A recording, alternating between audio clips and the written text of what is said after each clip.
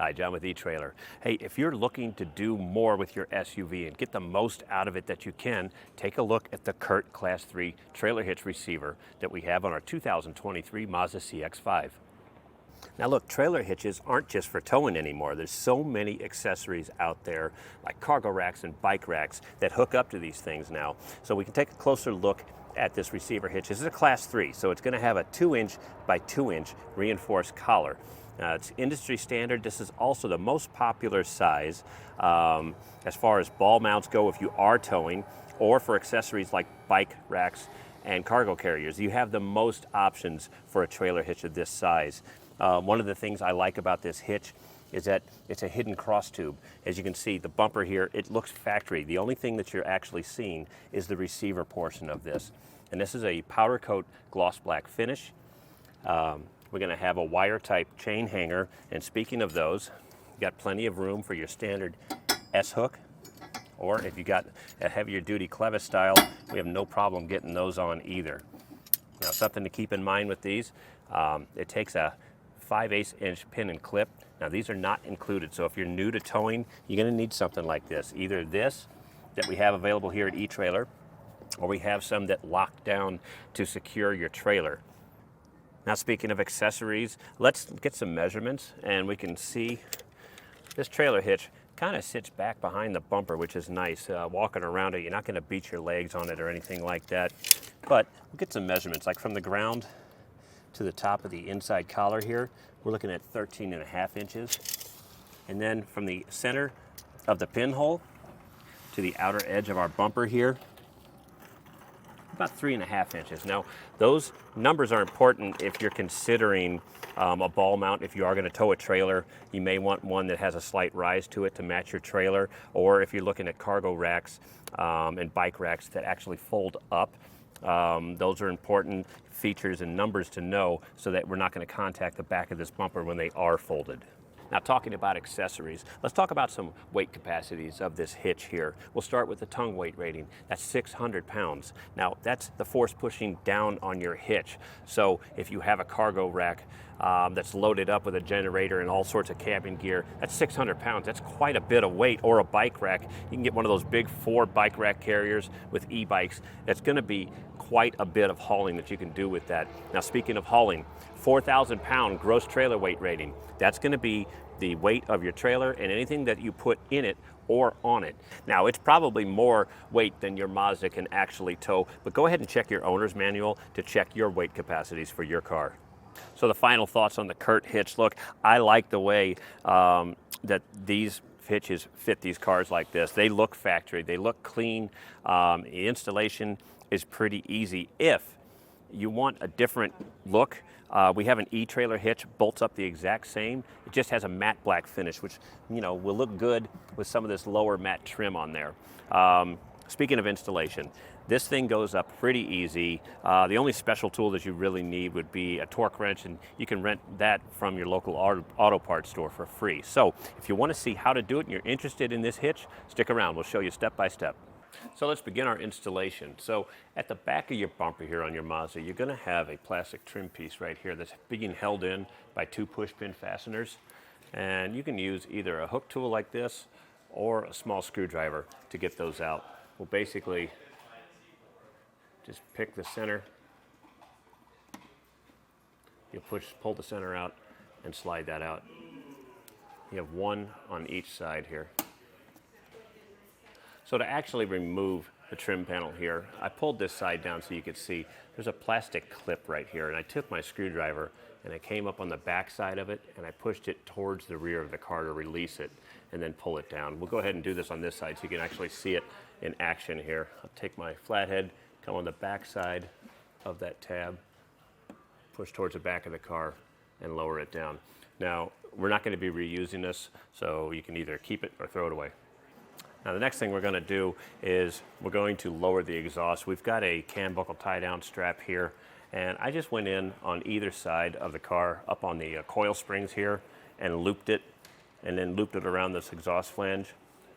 This is going to help us when we take the rubber isolators off the exhaust to lower this exhaust down in a controlled setting, so we're not going to put any extra strain on the system here. So I've just got a pry bar, and I've sprayed this down with silicone spray. If you don't have a silicone spray, you can use soapy water. You really need a lot of lubrication in here to get these things off. Just slide that in there. It makes it a lot easier when these things are slick. It's almost impossible if they're not. We'll go ahead and do the passenger side here the same way. I'll just take this in the back slot of the rubber hanger, kind of push with my thumb. Now we've got 4 of them on this muffler here. And I'm going to get these off. Then we can lower the exhaust down. This one actually has, you can get some pressure off the muffler itself.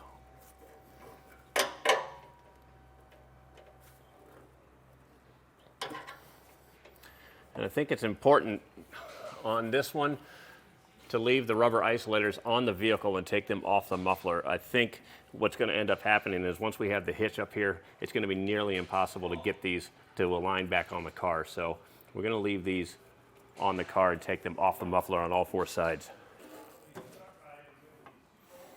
Just keep an eye on your exhaust system as you're bringing it down, but we're only going to need enough to slide the flanges of the hitch up to the frame here. So we'll start with this. Hey, for you guys working on your driveway, there is one other way to do this. I wanted to show you real quick because honestly, if it was me, I'd probably do the same thing. If you come up underneath on this Mazda, you're going to see an exhaust flange right here, and you've got 2 14mm or 9/16 bolts. You could just undo these and then take this entire muffler down. It is lightweight, and that way you're going to have more space to roll your floor jack in and lift the jack up, and just more room to maneuver. It's going to add maybe 15 minutes more at the most, but it's going to be totally worth it, especially if you're tight on space. Okay, now these next couple of steps are going to be the same for both sides of the vehicle. So just for video's sake, I'm going to show you what to do here. Just make sure you do it on both sides. Right off the bat, we're going to have 2 places in the frame that have a hole in it, and they put factory tape over it. We're going to take this tape off. You have one back here, and back towards the bumper, you have one right here. We're going to scrape that off with either a screwdriver or a chisel or whatever you have to get the tape off.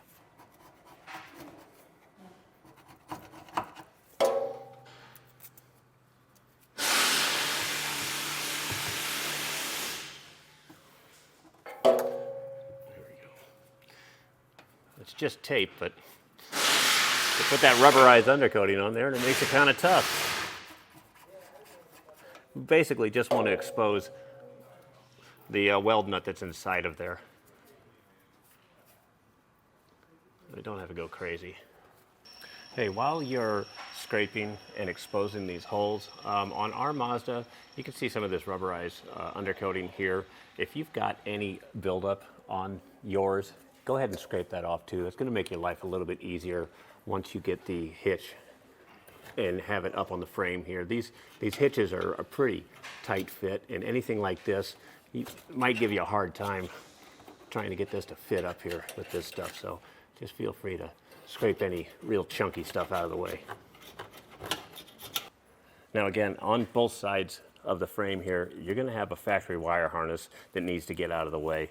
We're going to relocate this later when we install the hitch. The hitch comes with some zip ties that we're going to be able to get this out of the way. I'm using a trim panel tool. We have these here at eTrailer. You can also use a big screwdriver or something. It's just one of these mushroom fasteners that goes into the hole here. There you go, just like that. Do this on both sides. And hey, while we're talking about making your life easier when the hitch is up here, get yourself a bottle brush, and we use this to get any dirt that is collected inside of these weld nuts back here. Just run it in and out. And your kit's going to come with hardware. I like to test and make sure that this is nice and clean before I'm sitting there and holding the heavy hitch up there and trying to get this thing threaded. So you're going to have one weld nut on each side of this Mazda here. So do this on both sides. Now in your kit, for these rearmost holes, this is towards the back of the bumper here, you're going to have a carriage bolt. That'll be, you have the squares under here. You're going to have a spacer like this, and then you're going to have a fish wire. So the way to do this, we're going to run this spring through the hole in the side and down the bottom here. And you put your spacer and then thread your carriage bolt on the spring. Just run it up until it's on all the way like that. And once we get the hitch into place, how this works is you just kind of feed the spacer up first and then the carriage bolt, and you'll pull it through the hole like that. But because this hitch comes up on either side like this, we're going to tuck this in right now so it doesn't get in our way. And we're going to do this on both sides.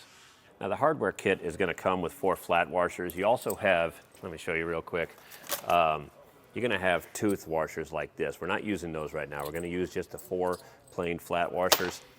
It's going to be 2 per side. We're going to tape them to the inside of the hitch. This is kind of like a spacer between your frame and the hitch. So you can just use some masking tape. We got some blue painter's tape, and center them up on the hole.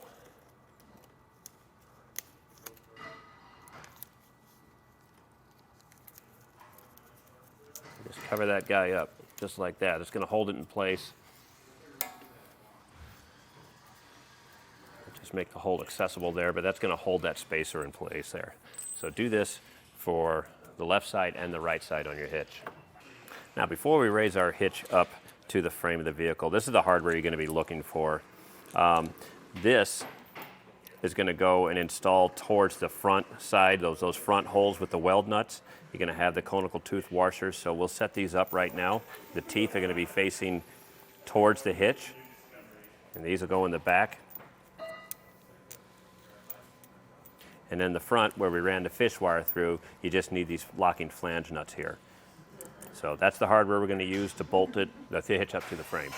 That's a good idea to have an extra set of hands when you're putting this up here. We're going to be sliding it back over the wires, and then we're going to have to run the fish wires through the front holes here. So there's a little bit going on, and it's nice to have some extra help. So when you're up, you can run the fish wire from the inside out. Remember, we've got the bolt tucked in the frame so that we're going to be able to go up there. You may have to pull on the bumper here to get that up.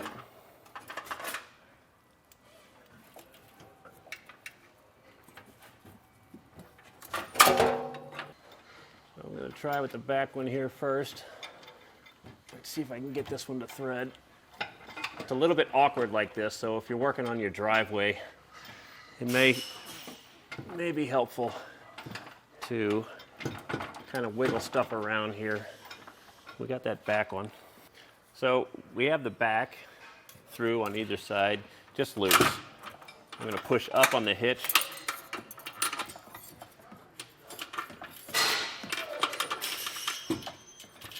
We get our bolt through here.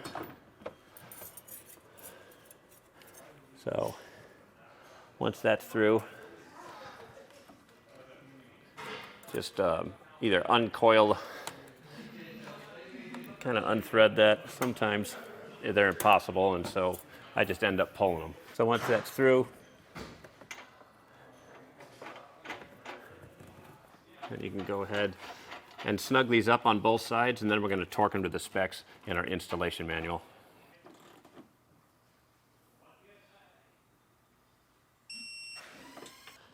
Now the kit's going to come with a zip tie, and that's to secure this wiring harness that we had to get out of the way for our hitch here. So I just slid the zip tie in between the frame and the hitch because of that spacer that we put in there. Went up and around and just tied it back. It's going to be away from our muffler right here. So this is good. So something like this would work for you on both sides.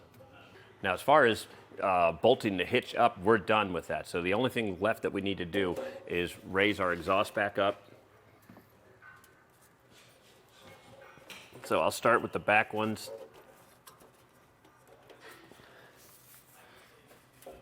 Then we can come up to the front ones here. And I'll do the same on the driver's side here. So give your exhaust a good wiggle, make sure it's not going to come in contact with anything, but these hitches are custom fit. Go ahead and remove your cam buckle tie-down strap because you're done with installation. And that was a look at Curt's Class 3 receiver hitch on our 2023 Mazda CX-5.